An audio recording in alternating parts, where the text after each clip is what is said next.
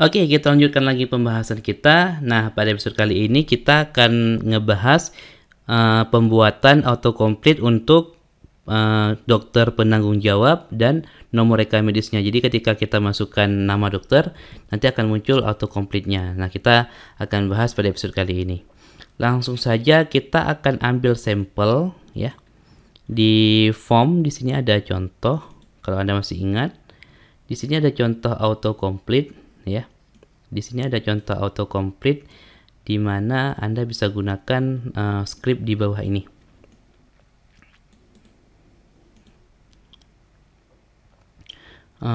Oke, kita akan pindahkan ke pendaftaran. Saya bisa kopikan di sini. Oke, ini adalah nama selektor. Misalnya nama selektornya adalah nama dokter ya. Nama dokter. Terus ketika ada pencarian nantinya nama dokter di input, maka dia akan mengakses ke tabel pendaftaran. Sebentar, mana dia pendaftaran? Yang nggak penting saya close dulu. Controller pendaftaran. Mana dia pendaftaran ini? Dia akan akses ke misalnya function autocomplete dokter ya. Nanti dia akan memanggil metode ini. Oke, jadi di sini bisa saya ganti menjadi base URL. Misalnya echo base URL.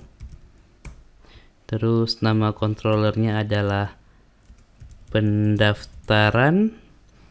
Nama metodenya autocomplete dokter.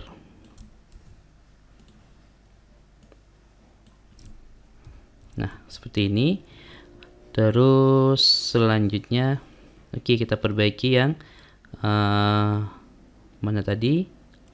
Dokter penanggung jawabnya mana nih? Nah, ini nggak usah pakai kode lagi. Kita berikan dia selektornya. Oke, nama selektornya ini ya. Udah ada bawaan dari sana, nggak apa-apa, kita gunakan saja.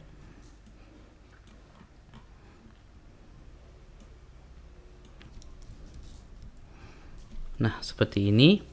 Lalu baru kita buat script untuk generate data JSON-nya. Oke, di controller welcome ada contohnya yang autocomplete ini. Kita copy saja. Kita perbaiki. Nah, dia akan ngambil data dari table dokter ya.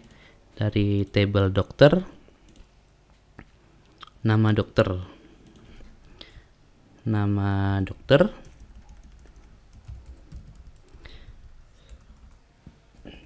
Ininya nama dokter. Dari get table dokter,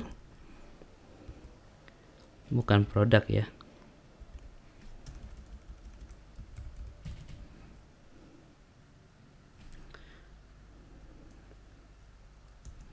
Atau data dokter lah, data dokter for age, data dokter as dokter. Terus di sininya dokter, nama dokter. Oke, seperti ini kita simpan.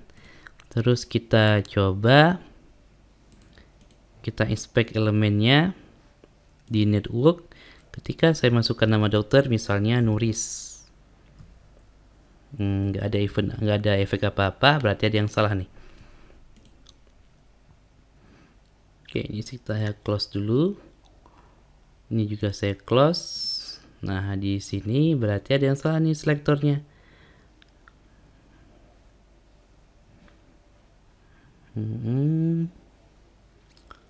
Autocomplete dokter.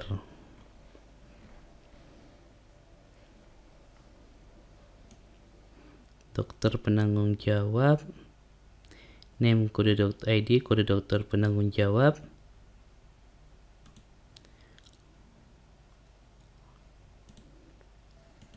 Oh iya, masalahnya saya lupa load jQuery-nya nih. Oke, saya copy, lalu pindahkan ke sini, kita simpan. Coba kita refresh. Nah, oke, di network. Coba saya tes cari misalnya Nuris. Nah, oke ya, muncul namanya ya. Nuris Akbar misalnya, Hafizah. Nah, muncul nama-nama dokternya, Duratul Hafizah dan seterusnya. Berarti untuk dokter penanggung jawabnya sudah berhasil. Nah, terus di nomor rekam medis sekarang ya. Kita nomor rekam medisnya ada autocomplete-nya juga. Oke, kita buat function lagi. Atau 2 juga boleh. Nah, sekarang yang nomor rekam medis, kita lihat nama ID-nya ini, nomor rekam medis.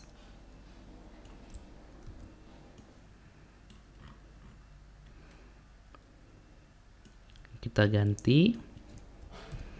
Nah, terus nama autocomplete-nya nomor rekam medis.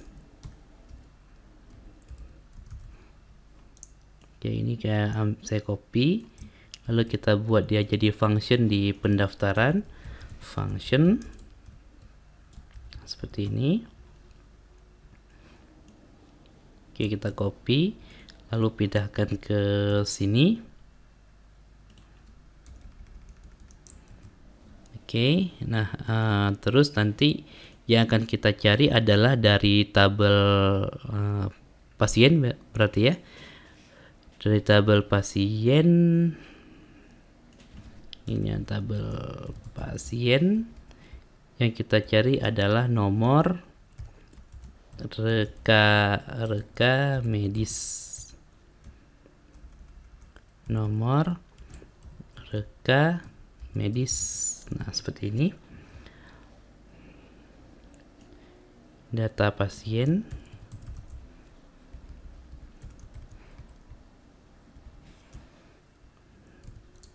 data pasien as pasien. Oke, kita cari adalah nomor rekam medisnya,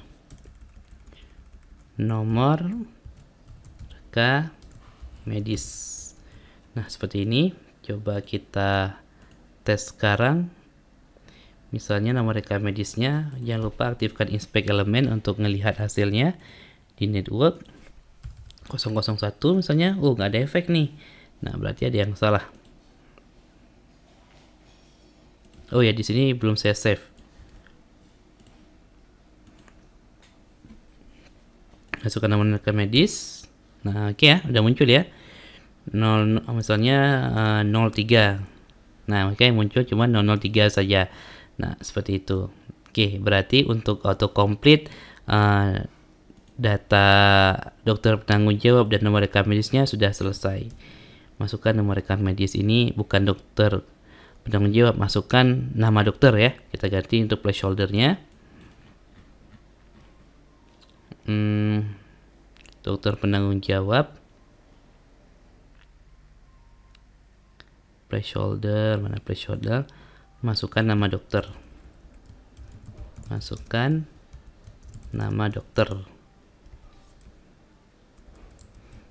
Oke, seperti ini. Kita refresh.